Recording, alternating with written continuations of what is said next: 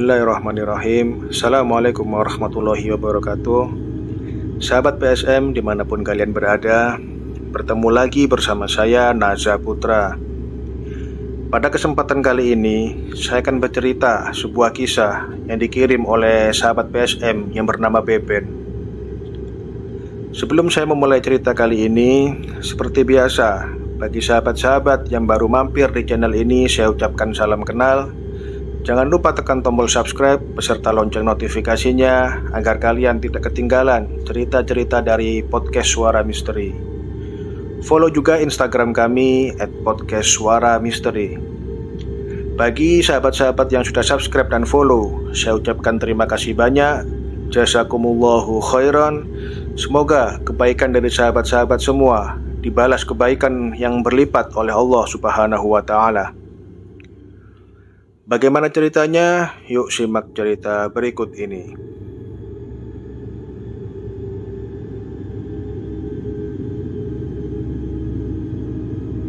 Nah, untuk cerita kali ini dikirim oleh sahabat PSM yang bernama Beben.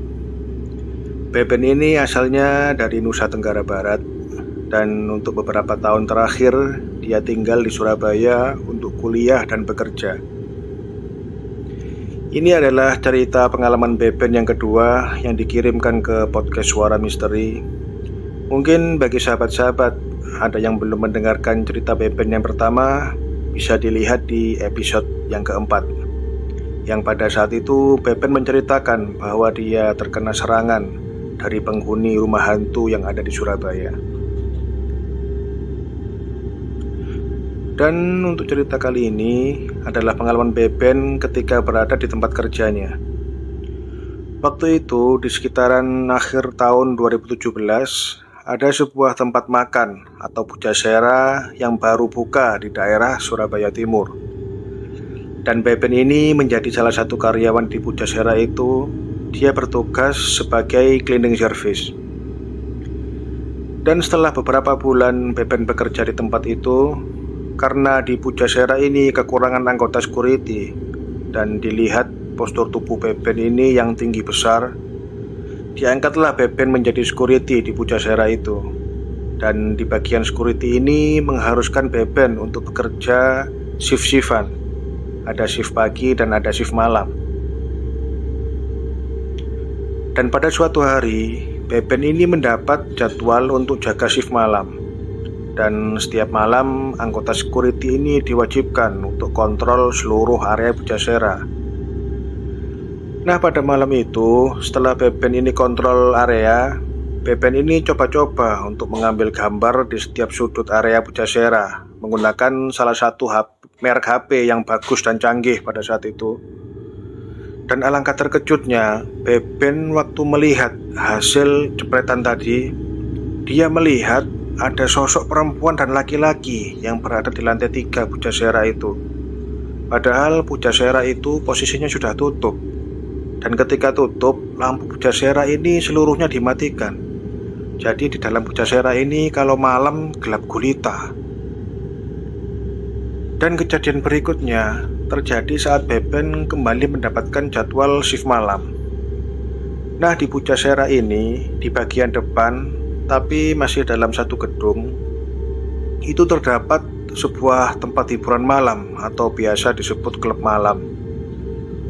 Nah, untuk pujaseranya sendiri jam operasionalnya sampai jam 10 malam.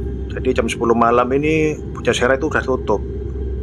Tapi kalau klub malamnya yang di bagian depan di lantai 2, bukanya sampai menjelang dini hari. Nah, saat itu Beben seperti biasa mau kontrol malam.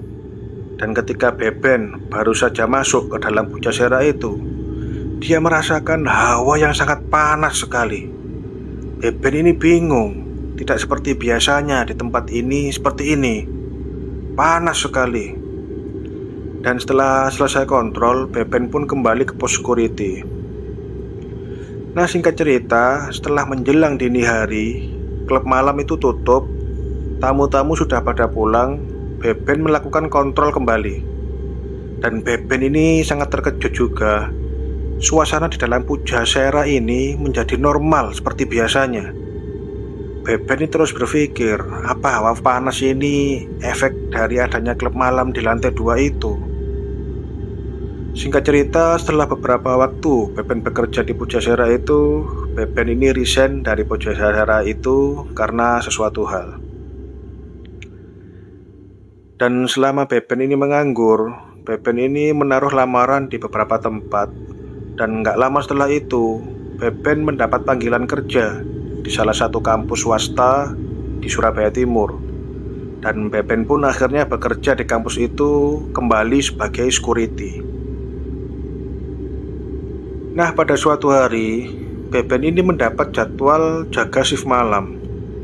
Beben ini jaga berdua sama temannya, yang saat itu temannya Beben ini sedang tertidur pulas di pos. Dan Beben sedang mengisi jurnal security. Ketika Beben ini menulis jurnal, seperti biasa Beben ini sambil mengawasi sekitaran kampus. Dan tiba-tiba di luar pos security, Beben ini melihat ada perempuan berbaju putih melintas di luar pos. Dia melintas mondar-mandir sambil kepalanya tertunduk. Dan ketika diperhatikan lagi oleh Beben, ternyata perempuan itu jalannya melayang, tidak menapak di tanah.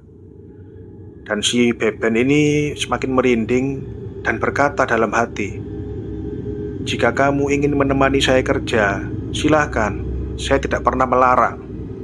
Tapi kalau kamu hanya ingin mengganggu saya kerja, lebih baik kamu kembali ke tempat asalmu, jangan ganggu saya." Waktu itu perempuan itu masih melayang mondar-mandir di luar pos, tapi gak lama setelah itu akhirnya perempuan itu menghilang.